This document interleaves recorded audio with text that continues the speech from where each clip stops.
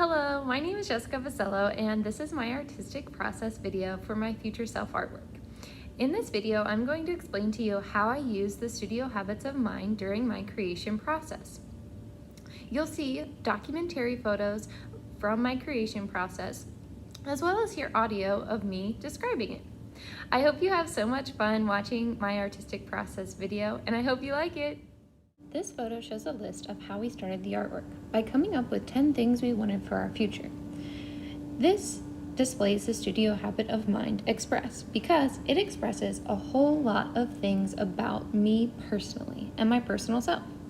After creating the list, we had to come up with symbols that represented the things that we wanted for our future that we wrote on that list.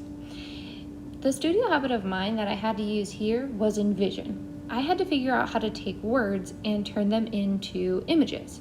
I think I came up with a great set of images to represent the things that I want for my future.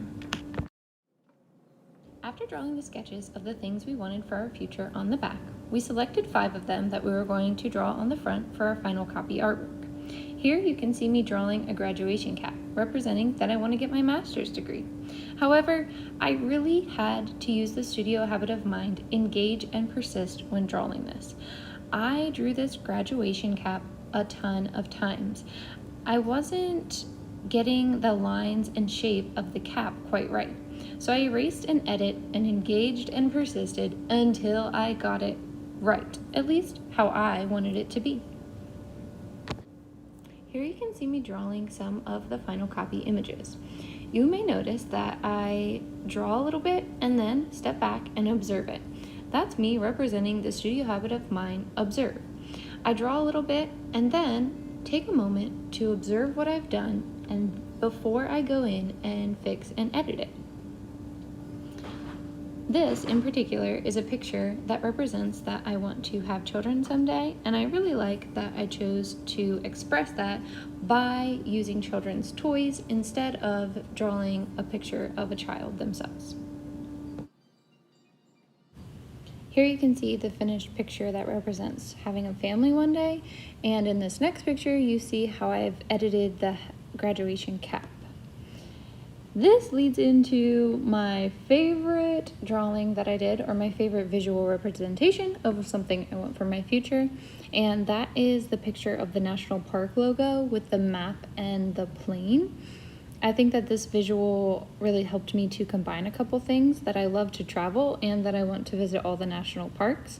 And I think I like it so much because it has a lot of layers to it. Like, I layered up the pictures. The map is kind of behind the plane, and the plane is behind the logo. Visual representation shows the studio habit of mind, develop craft, because even though I know how to draw these images individually, I'm good at drawing them.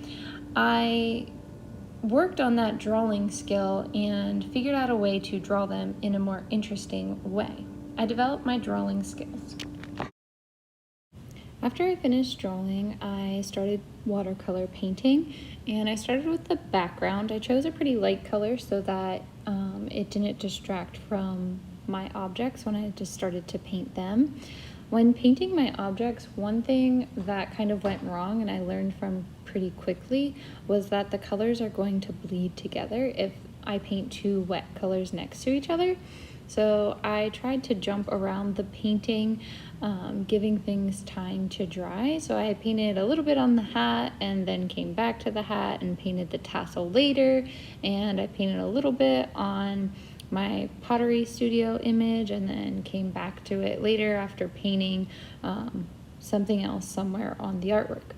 So that's something that I learned, that you might need to jump around the painting in order to avoid painting wet paint next to wet paint, because when you do, it bleeds together.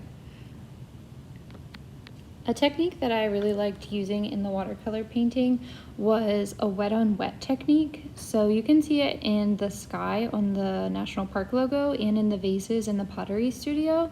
I just painted down wet water and then on top of it kind of dabbed on the color in order to get a unique texture. I worked on developing my watercolor craft. Here's a photo of my finished artwork. If I were to reflect on this, I say that I learned a lot during the creation process and really pushed myself as an artist. I hope you enjoyed hearing about my creation process and how I use the studio habits of mind during creating. Thanks for watching!